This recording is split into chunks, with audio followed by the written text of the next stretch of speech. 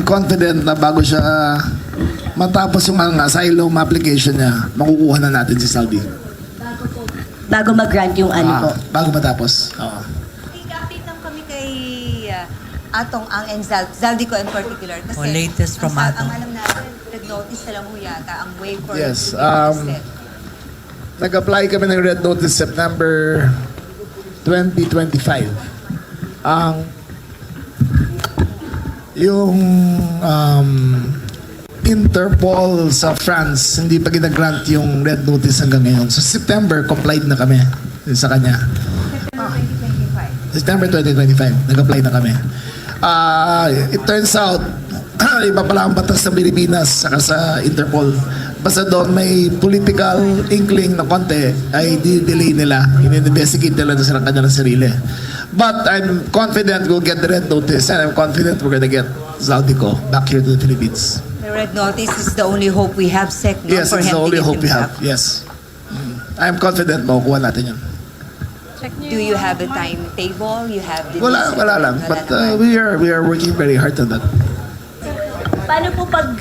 Paano po pag umandar na po yung political asylum po ni Zaldico, mas mahihirapan na po ba tayo? Mawawalan saysay na po ba yung red notice? Unahin muna natin yung Red Notice. Kukunin namin siya bago...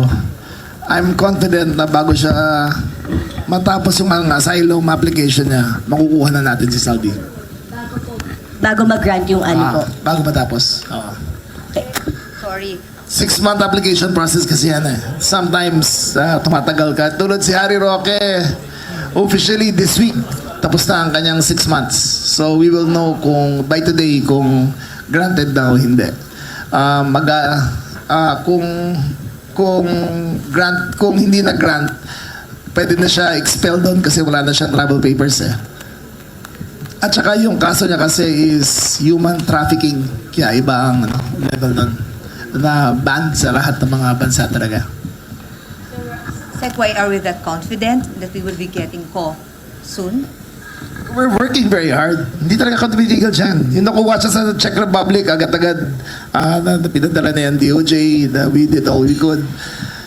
But it doesn't always work to our favor, di ba? But now we see that this world is getting smaller. Palitan ng palitan mundo niya.